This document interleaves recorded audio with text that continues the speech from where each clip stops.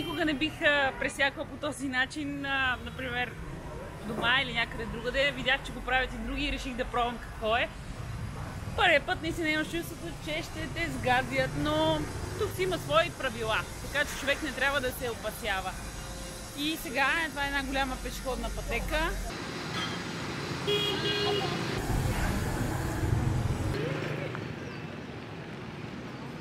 Здравейте, аз съм Лора, това е моя втори ден в Виетнам. Това е Хуан Кем Лейк, езерото, което е много близо до стария квартал. На него има един симпатичен червен мост, сега ще се кача. В момента е около 9 сутринта, трябваше да дойда тук по-рано, за да видя хора практикуващи тайчи.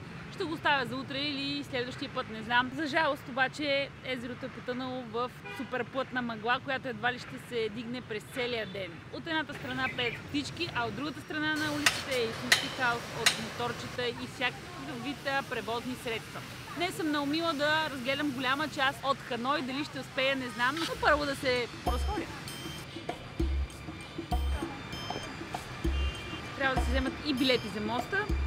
Тарифата за един е 30 000 донга.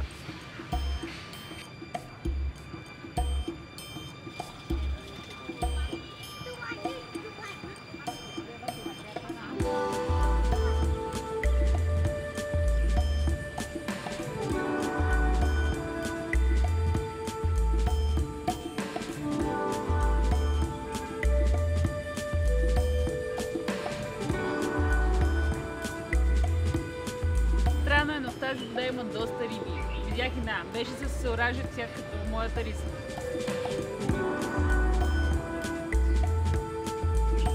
В билета е включено и посещение на Нгонг Сонг Темпъл, веднага след моста. Даже повечето хора идват тук, в храма, а не на моста.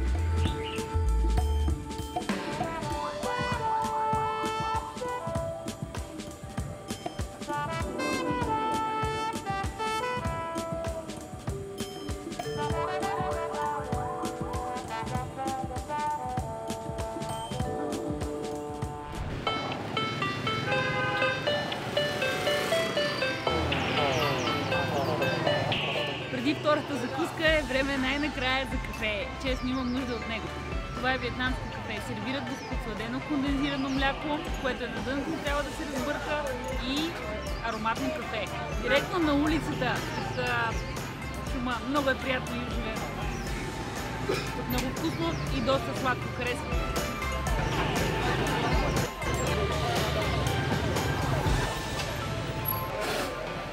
Тези няколко сергики предлагат пресни нудли, яйчени нудли, разточват тестото на едни големи машини, навиват, докато стане финно, после го режат с нож.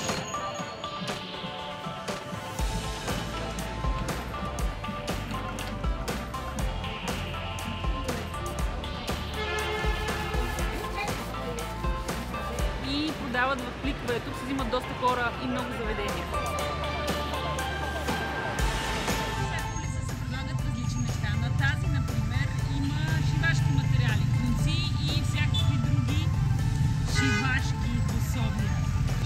Улица, например, предлагат коледни стоки. И по-късно ще стигнем и до катедралата, да не блъсне някой. Тичам. Ето коледни украшения. Мястото, на което щяхме да ядем супафо, се оказа, че работи до 10 часа. Само сутрин от 6 до 10, сега е 10:20. Така че променихме плана и вървим към най-големия и най-стар пазар в Ханой, Виетнам. Дон Хуан Маркет. Много ми е интересно да го видя със собствените си очи. Хайде да влезем. В тази част има дрехи, текстил и всякакви неща. Много ми напомня на еленци от преди 20 години, например.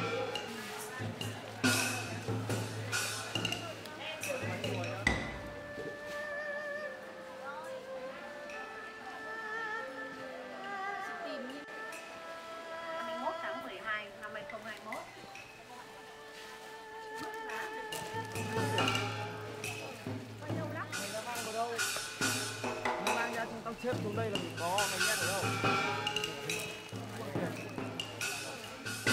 Mình đã mang vào đâu? Голяма е пазара на няколко нива, но тук има само дрехи. Всякакви наистина, но дрехи. Не са ми толкова интересни.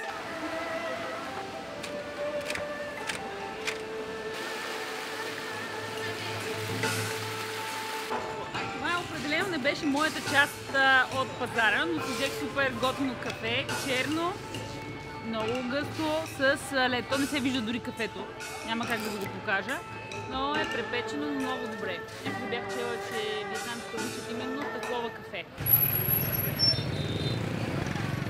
Това в ляво ми прилича на тутошния екон и спири. Има полети с разни соки опаковани и хора с моторчета, които ги взимат. Накрая стигнахме до част, която поне предлагат подправки и всякакви сухи храни. Хайде, влизаме. Черен пипер, шиетаке, звезден махон. Не знам всички неща. Калмари. Това са сушени калмари. И те се познават.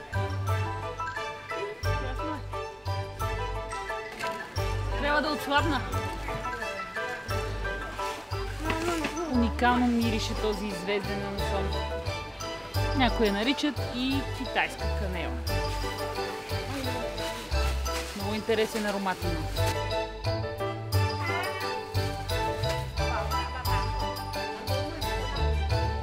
Всякъде се сещат всякакви аромати. Жалко, че не знам всички подправки, наистина. Влизам в друг сектор, който има изненада. Мурки, и раци, риби, октоподи и различни миди. Ето ги. Това са стриди и жаби. Сещам, че приближаваме до сектора, в който ще предлагат храна, която мога да консумирам директно, а няма да се налага да я готвя. Пред очите ми има множество плодове и зеленчуци, доста от тях екзотични, може би не ги познавам, може да опитам нещо. Сега ще се поразходим да видим. Ако успеем да пресечем, разбира се. Това е много интересен цитрус. Виждал съм го само на картинка и се нарича ръцете на Буда. Заради това, че има точно такава форма, като ръце.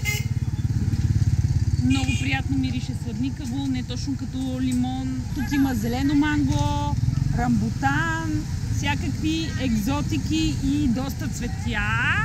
Сега пресичам. От тези листа правят едни интересни сърмички с телешко подправки и ги готвят после на грил. Ако ги видя някъде из града, без съмнение ще ги опитам, но за сега не съм ги виждала.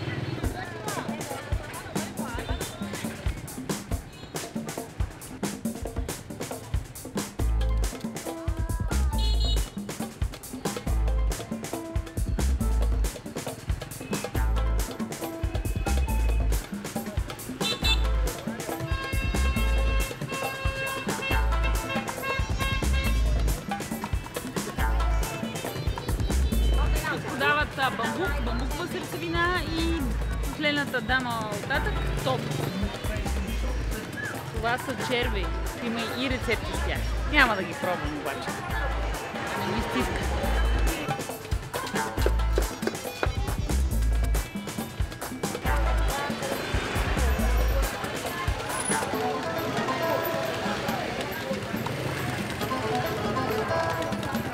Супер колоритно е. Сякаш съм попаднала в съвсем различен свят.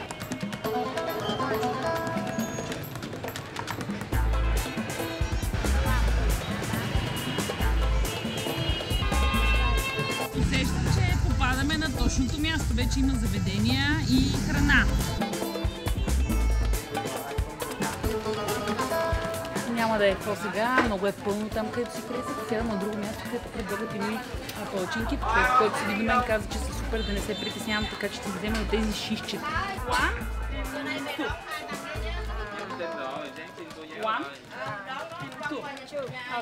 Това са хрупкави, нещо като палачинки, в които има кълнове, скарида и къщата свинско. Внимавай, внимавай! Много са хрупкави, оцветени с куркума. Много хрупкави. Човека ни каза как да я ядем, защото не знаем как се прави. Взима се оризова хартия, след това от зеленото манго, ето го нарязано. След това се слагат неща и от билките, и от всичко друго. Пусна това нещо така. Слага се вътре палачинката, тя не се яде така. Така. Не е много сполучливо и след това се топи в соса. Да, затова няма прибори. Много са отжившиви местните хора. Когато виждат, че някой е в затруднение, като нас, веднага помагат и обясняват. Така е много по-добре. Супер свежо от тези поправки. Много ми харесва. Друго нещо е. Добре. Така. Едно на нашче този път.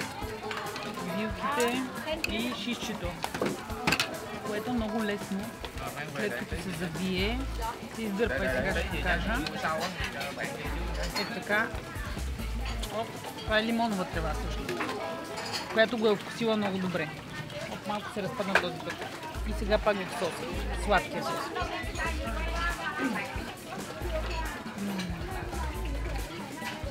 И с чището е добре. Той е със свинско месо. Много е свежо. Много приятно.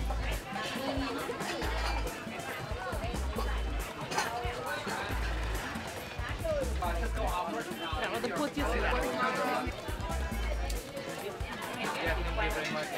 Một cốc mang đi.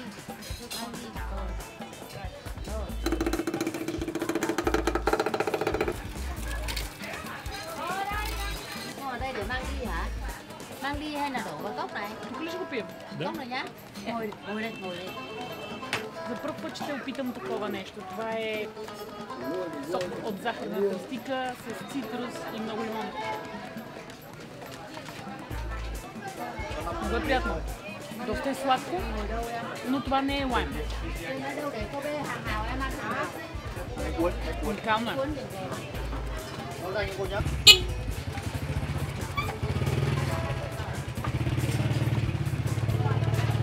Мина, браво на този човек. Вау!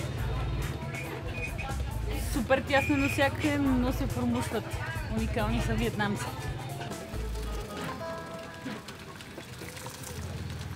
Доста приятна уличка, хареса ми сока от тръстика и се заситих с палачинката. Човек трябва да се престраши и просто да седне някъде, където му харесва и да се остави в ръцете на виетнамците. Те ще му дадат каквото имат да му дават за хапване и ще е вкусно.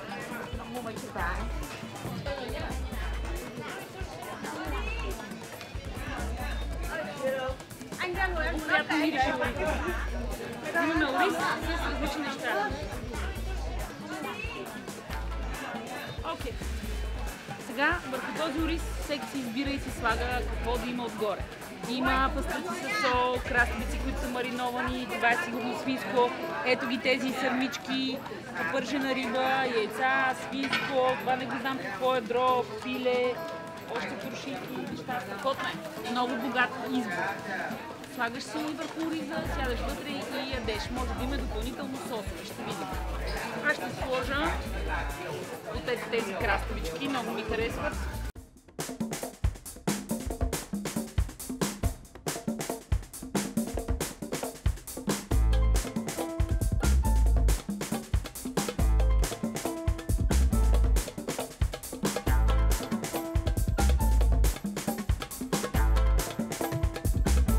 Това се получи.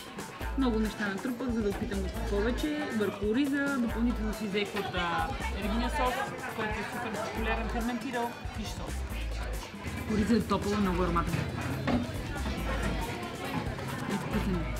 Опитах с парчетите свинско и красна оставка, която е доста сладка. Сякаш има джинджибил в нея. И свежестта на тайландския босилик. Рибата е много крехка и ми се меше рано. Тя е със соев сос. Задушена. Ето. Супер крехки парченца.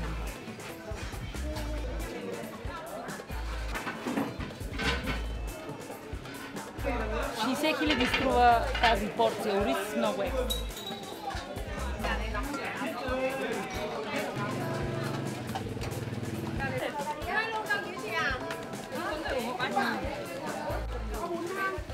Сега ще ядем традиционен виетнамски десерт, нарича се че и включва много неща, всякакви. От царевица до нахут, има още кестени, всякакви желирани неща, всичко се обърква в чаши и се яде. Различни текстури, различни вкусове. Това е нещо като супа, като напитка, като десерт, като един голям баркод в чаша. Всички купи са много красиви. И понеже не знам точно кое какво е, май ще кажа от всичко и каквото ми забърка. Едно, че това е, че е за туристи.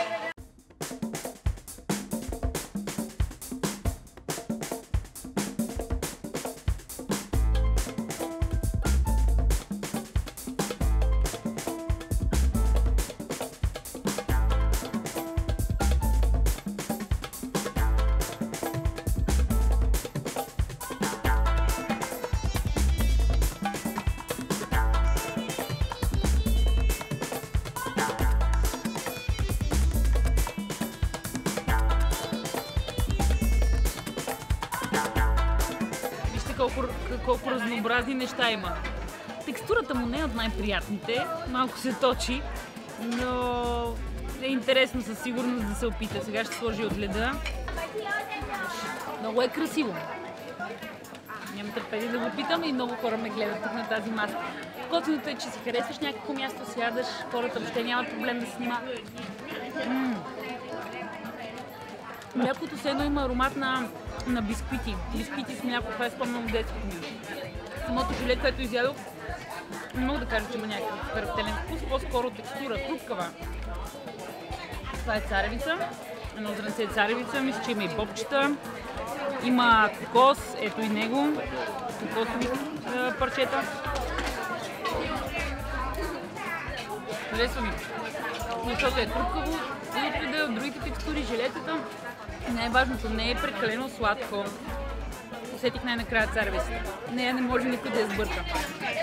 Не да пробвам така?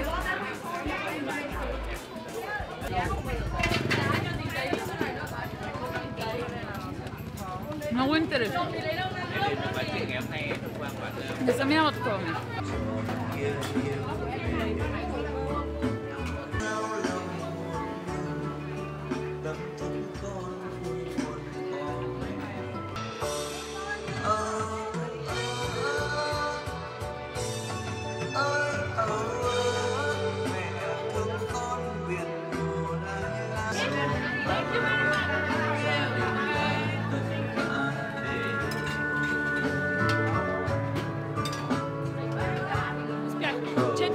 Супер вкусно, дойде и музика.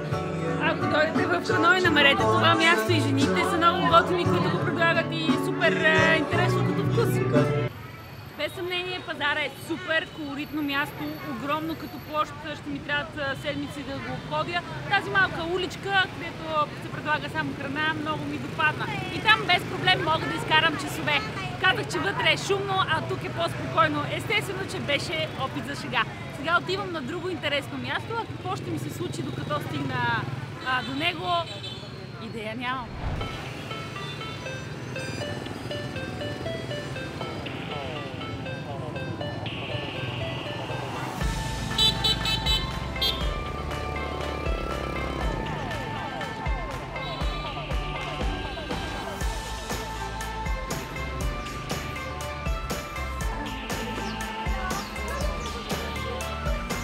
Скрих се на сянка, стана много горещо изведнъж и съм в едно кафе, а пред мен има железопътни релси. Това е Train Street Ханой, много снимано и популярно място в Инстаграм. И след като е станало толкова популярно, се е наложило да има забрани. Има човек, който следи за реда, полицай и не дава много да се щука по релсите, трябва да си избереш кафе и да седнеш. Не е като на снимка. Пия кокосова вода, ето как изглежда вътре. Току-що го отвори жената. Леко охладена е, разхлажда в тази горещина, иначе не ми е от най-любимите, защото има малко по-лудкав вкус. Не е точно кокос, но пък е по-симпатично и изглежда екзотично. Чакам си виетнамското кафе, поръчах го студен. На една крачка от заведението има релси, както ви споменах. От тях си минава влак. Доста редовно, виждате ли? Айде пак заведението.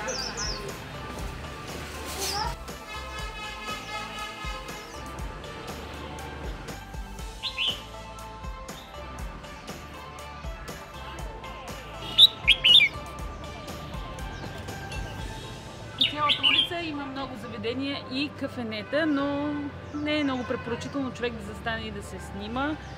Но пък е толкова дълга, че няма кой да му попречи реално. Само тук има пункт и полицай, но все пак трябва да се минава, защото трябва да се внимава, защото минава влак от тук. И всичко е много тясно като пространство, а повечето заведения не са отворени в момента.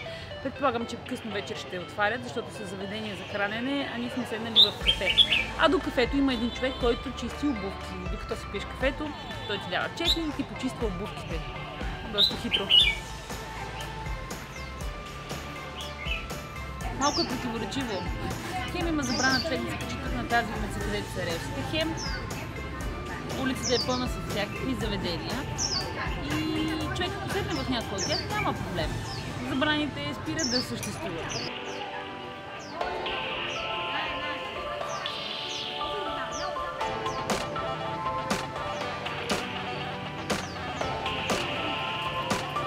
Умори се от толкова кафета и разни други истории, май е време да си легна.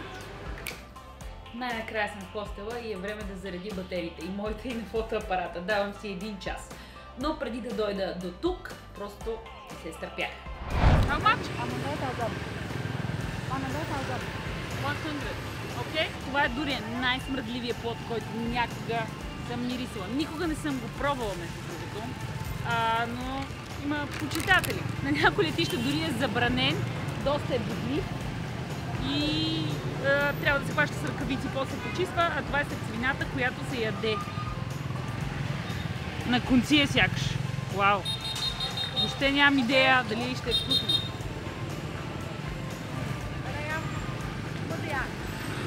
Много е меко като крем и някак въздушно. Хареса ми, сладко е. Ако човек се абстрахира от супер неприятната миризма, наистина вървиш ли по улицата, усетиш ли аромат на дurian, няма как да го вървиш. Ако се абстрахираш от това, много приятно. Добре озряло е. Сякаш е ванилов крем. Да, това е консистенцията. Хареса ми. Вау, ще стана почитател на този смръдлив плод. Има семки вътре. Те не се капат. Само меката част.